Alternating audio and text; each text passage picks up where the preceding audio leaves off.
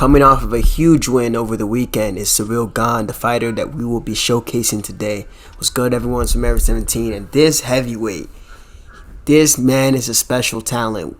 His management, his distance management, his strike selection, his ability to fight fluidly out of both stances. He is an absolute problem in the heavyweight division, and he used to be Ngannou's training partner too.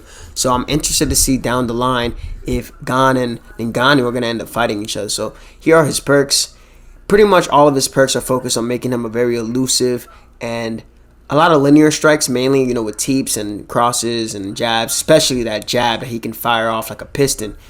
He's a pretty solid fighter in this game as well. You can see that here. These are his stats for his punch speed, punch power. Not so much power, but the move level helps a lot. His kicks, however, have a lot of power, and they will absolutely do damage if you time them correctly.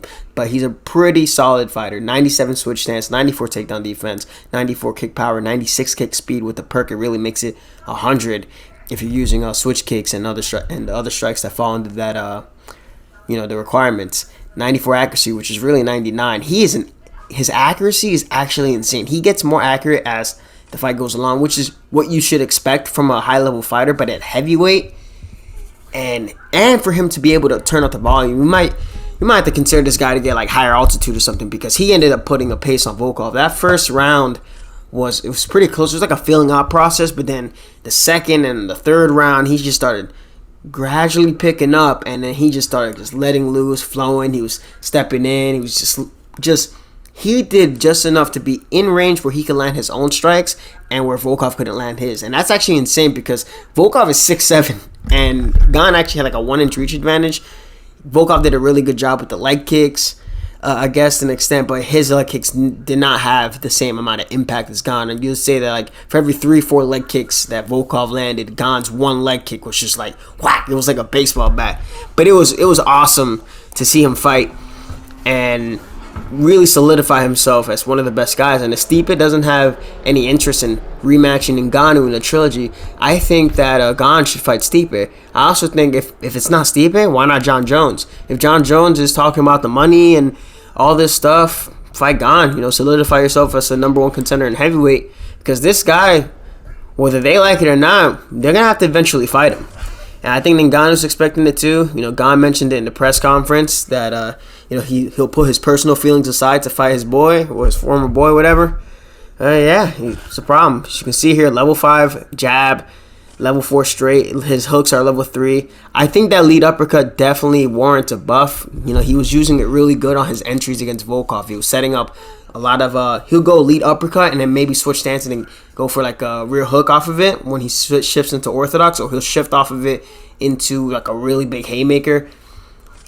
The dude is just, I'm still like, I think about it, I'm like, it should be illegal for a heavyweight to move as well as he does. It's insane. He moves like a goddamn lightweight or a featherweight, really. The way that he as you could tell, I'm a big fan of the guy.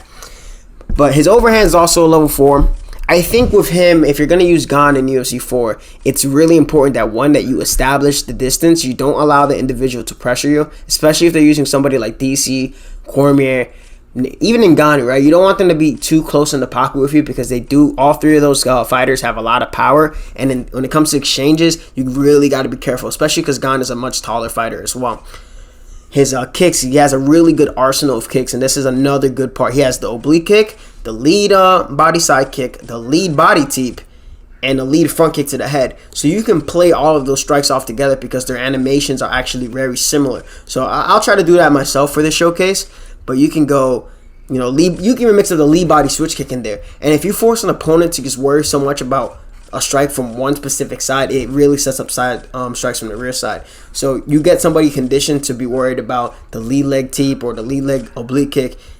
Really, there's just a lot of options. Now, grappling wise, he does not have any open space turns. He can hit a turn if you catch a kick and you input the left stick like up or down, depending on which one you have. But one thing that you should know, if you try to hit a turn with him, you're always going to give up single under. He does not have any turns in open space when it comes to shooting a single leg or a double leg as of this video. From back clinch, he should have some turns from there because he does have the back clinch takedowns or the clinch takedown, so he should have maybe both. Don't quote me on that. He might have both. But he has a lot of options from here too with the takedowns in terms of like the sweeps. You can definitely look to use the tie clinch and use the left stick to kind of move your opponent in a direction with the foot sweep. It's really good. If you've seen the clinch trip takedown video that I dropped, you can actually put an opponent into side control if you move, I believe, to their rear leg side. So that's a little tricky thing you can do with Ciryl Gane. I'd also say he has access to the judo counters. He doesn't. All right, when you see somebody when it says Osotogari from standing, they don't have the Osotogari. Unless it's listed there as an actual move from like the main interface, they don't have that move. But on the ground, all right, so he has a takedown counter, so he can hit the judo reversals, which you can do by holding R1, L2, R2 with the takedown denial. He has pretty good access to chokes. He has this heel hook. He also can hit the heel hook after you stun somebody and you put them into full guard. If you walk into stack guard, they're like relatively still stunned, and you can activate the stun submission, I believe it is. You can also hit the rolling knee bar counter. So if somebody's trying to roll backside, you press R2, L2, and then denying that said direction, and you will trigger the knee bar animation, which is another pretty crafty submission counter you can hit. But these are really good. I believe he got the heel hook in his debut, or was it his second fight? One of those two. Beat the dog shit out the dude though. And then he has level 3 boxing combinations, level 4 kickboxing, level 4 Muay Thai. So without further ado, let's take this boy onto some online fighting, and we're gonna get some work done.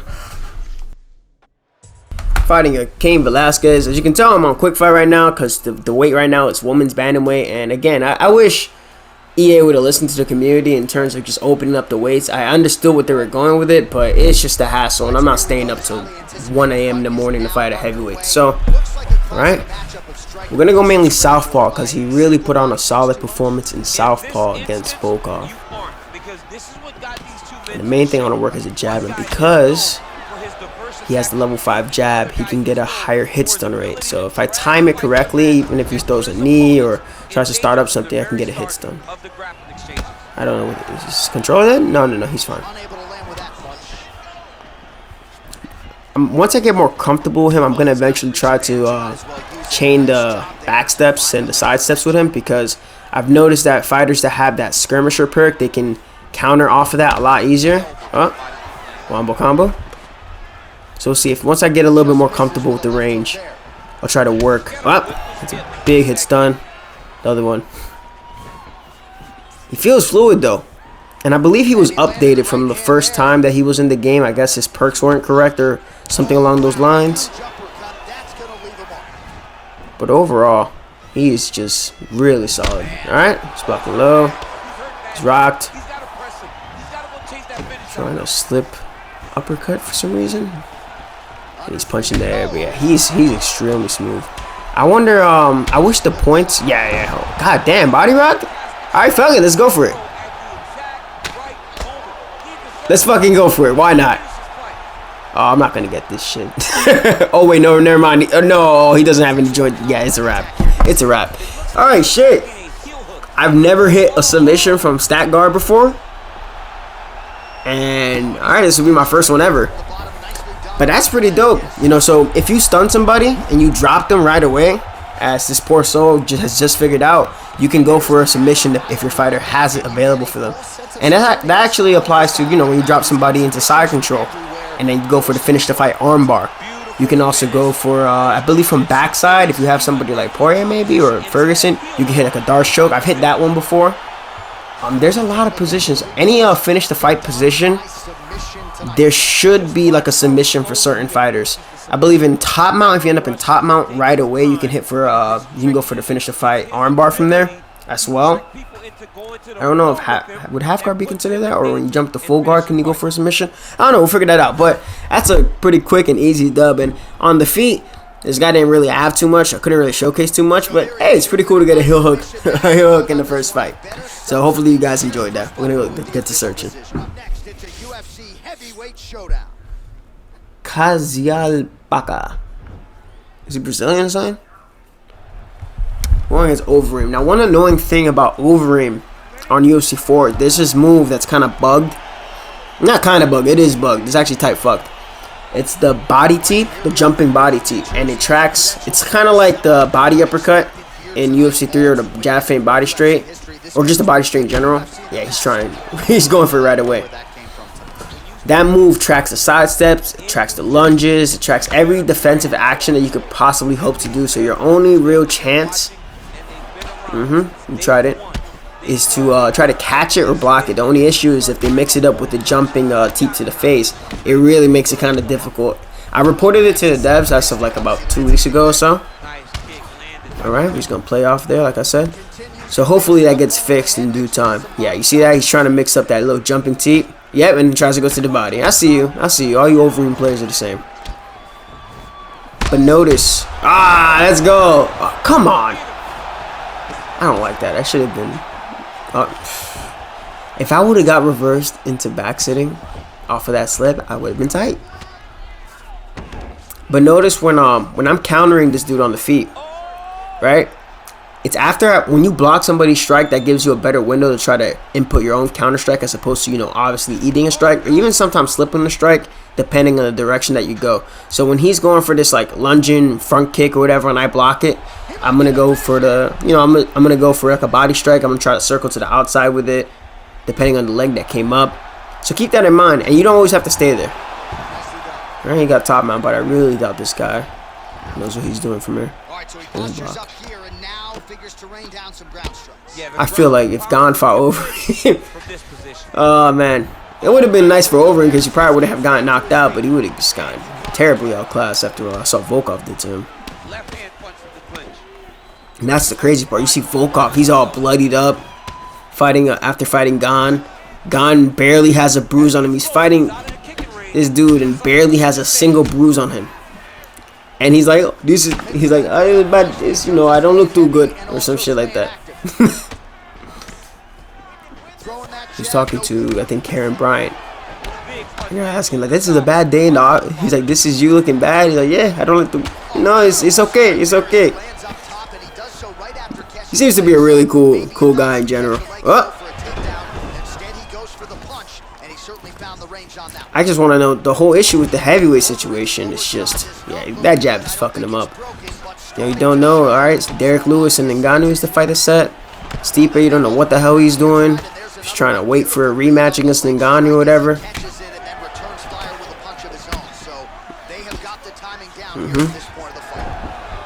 But we'll see, man. This guy, he said he's willing to wait a year. Yeah, he's willing to wait a year. He has a kid on the way. Oh my god, dude. he's gonna keep going for it. Again, the exact same sequence again. Let's be real, if that was real life, Overeem's lip is already busted off. See replay. Oh my god, look. Look at them. They made his lip flubber like brrr. You see, and it made me punch the air when I tried to jump and guard. Alright. But hopefully you guys are enjoying the showcase. I'm trying to fight as much as Ciryl does. Kind of trying to use the same strikes that he uses. When he's pressuring, there's definitely a difference in... when he's pressuring, he likes to pressure in southpaw. When he's actually fighting off the back foot, he prefers to be in orthodox. Right? And then he'll shift to southpaw to circle back. There was a moment in the fight against Volkov where Volkov started pressuring him forward. And he cut an angle, like he moved his head to the side and then double jabbed, and then now Volkov's back was right back into the cage, and it was just really subtle to see. He's going for the knee. I tried it before I take down like an idiot. Okay. He's just jumping, and this is what a lot of players like to do. You know, if they don't have anything else, they're gonna just try to fish for one thing and just try to hope for that one really hard rock to win the fight. It's been like that since UFC 3, honestly. Boom, hit with the elbow. Jesus. Oh my god. Heavyweight's interesting weight in this game. Oh, fucking shit. Am I hurt? Yeah, I'm hurt. Just gonna walk him. If you get hurt, oh Jesus, that was a hard rock. But usually if you get hurt, if you catch a kick, it's good to just kind of hold it there so you can recover all your health. Oh, his health was low. You're trying that kick. There you go. That should be it. Yeah, that's a wrap. Let's go. Spinning backfist for the dub. But little like veteran tips there. Like if you get hurt and you manage to catch something, don't try to input something real fast. And I would also recommend use punch, right? Punch, because you can interrupt any attempt that they're going to try to go for when it comes to the jumping knee when you catch something. I know you guys definitely get caught with that. I myself get caught with that a lot.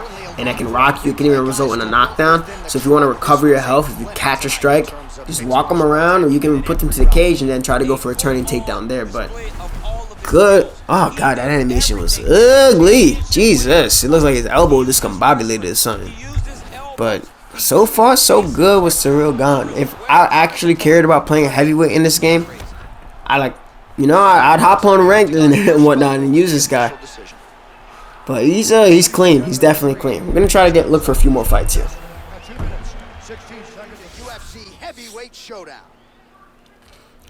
The man himself, Alexander Volkov. I believe they upgraded his tattoo, cause I think he had his regular tattoo when the game first dropped, and he had a really cool back tat. Yeah, there it is. I think it's like the Oni or something, or whatever it is. Somebody can correct me if I'm wrong. That's a dope tattoo. Imagine like seeing this dude and you're just he turns around. Oh fuck, I'm talking too much. I'm getting caught by fucking 1-2s. Alright. Let's get focused. So he's leading a lot with the 1-2 and he's trying to mix it up with the leg kick. So I'm gonna try to either slip the rear strike, right? And I'm gonna see what's his window, or what's his thought process when he wants to throw this leg kick. And he's already getting frustrated because I'm doing some defensive work here, and more so counter-offensive work. See, this applies to a lot of people, including myself. You know, we're all guilty of following specific sequences when we like to strike, especially based on certain situations. And in some cases, the right response is kind of like an automatic response. You see somebody throwing hooks, you're automatically going to get ready to try and pull counter the hook. You see somebody throwing a lot of 1-2s and whatnot, you're going to try to slip straight. Basic stuff like that. So just trying to play with this guy's reaction and throwing whatever I'm going to throw. That's a response to what he's doing. It's fun stuff like that. So one thing I've already noticed just a few exchanges ago, he was throwing a lead when I was going to for the body cross. He was throwing a lead hook instead of an uppercut. So I don't know if that was an official reaction that he plans to do, or he was just throwing it. But we're gonna figure it out, right? I'm gonna try to go to the body again, and we're gonna see if he responds with lead hook again. There he goes. So with a knee. Try to leg kick there. Now he's doubling up on the jab, and then like trying to throw a cross right after. Hits my shoulder there, so he doesn't get that head kick to land. All right. Okay. So you see that? You see how I just got a response out of him? He threw the lead hook. So I'm not gonna be too worried about an uppercut now. Probably could have blocked countered that. See, every single time I go to his body, he's throwing a lead hook. Ah, that's supposed to be a teep. That cross hurt him. His head up is definitely low. The body teep. Good head kick. Straight right hand, no good. Now I'm trying to backstep it. Ah, there it is. Okay. So then he throws the uppercut right after the lead hooks. I guess when the lead hook lands against somebody throwing a body cross, you get like a little hit stun. That's good. I'll try that myself. Yeah, his head off his game. Fuck. Fuck. The body kick fucked up my arm.